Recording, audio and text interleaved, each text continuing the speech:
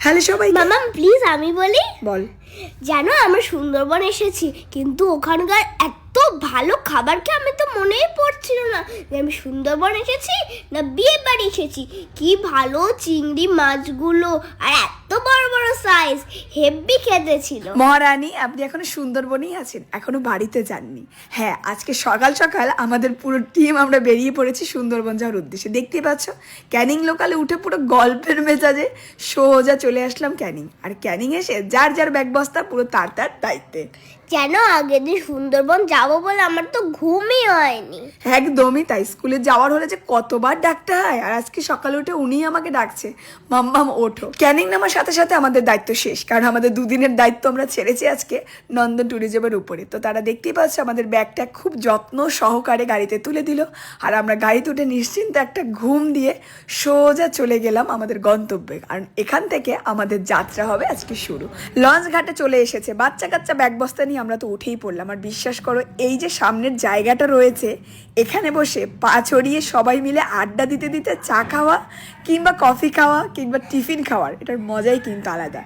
যাওয়ার সাথে সাথে চলে এসেছে ওয়েলকাম ড্রিঙ্কস, যেটা সার্ভ করছে তমসা। ওয়েলকাম ড্রিঙ্কসটা খাওয়ার পরে এখানে দাঁড়িয়ে দাঁড়িয়ে বসে বসে কেউ বসে কেউ দাঁড়িয়ে তো গল্প করছিলাম।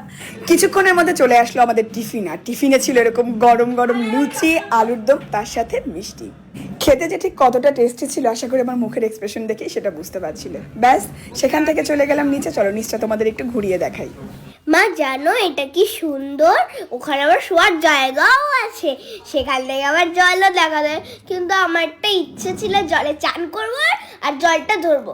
জলটা আমাদের অনেকটাই কাছে ছিল, কিন্তু ধরতেই পারলাম না, কারণ আমাদের ওটা তো দুটো পার্টের, তার জন্যে।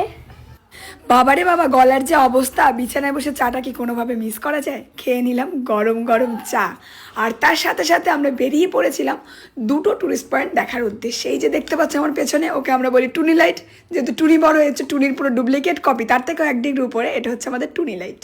ঘুরতে বেরিয়ে তো আমরা অনেক কিছু দেখেছি, তার সাথে সাথে এখানে একটা পার্ক ছিল, বাচ্চারা তো মন খুলে মজা করে নিল। আর এরকম না হেঁটে যদি ঘোরা যায়, এর থেকে মজার কিছু আর হতে পারে?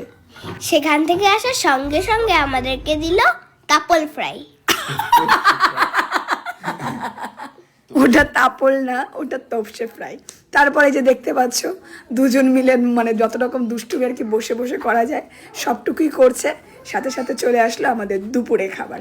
আর মেনুতে ছিল ডাল, ভাত, আলু ভাজা, তারপরে ফুলকপি আলুর তরকারি, কাতলা মাছ, আর চিংড়ি মাছ খাসনি? চিংড়ি চিংড়ি চিংড়ি চিংড়ি কিন্তু চিংড়িটা অনেক ঝাল হয়েছিল। তার সাথে একটু চাটনিও মিশিয়ে মিশিয়ে খেয়েছি আমি। আর তার সাথে তো পাঁপড়, আমার পাঁপড়টা বেস্ট লেগেছিল, খুব ভালো খেতে ছিল। এখানে আসার পর থেকে আমি বিশ্বাস করো একটা হিসেব বারবার করছিলাম যে 3 বেলা এত ভালো ভালো খাবারের সঙ্গে 3 দিন কি করে পসিবল মাত্র 3000 টাকায়। এটা মানে সত্যি সত্যি আমার কাছে অবিশ্বাস্য, কিন্তু সেটা সম্ভব করেছে নন্দন ট্যুরিজম। তো তোমরা যদি শীতের ছুটি কাটাতে বা ডিসেম্বরে আসতে চাও সুন্দরবন, অবশ্যই কিন্তু কন্ট্যাক্ট করতে পারো ওনাদের সাথে। তো নাম্বারটা আমি স্ক্রিনে দিয়ে রাখলাম। আরও থাকছি আমরা 2 দিন, শেয়ার করবো সব ভিডিও তোমাদের সাথে, দেখতে কিন্তু কোনোভাবেই মিস করলে চলবে না। টাটা।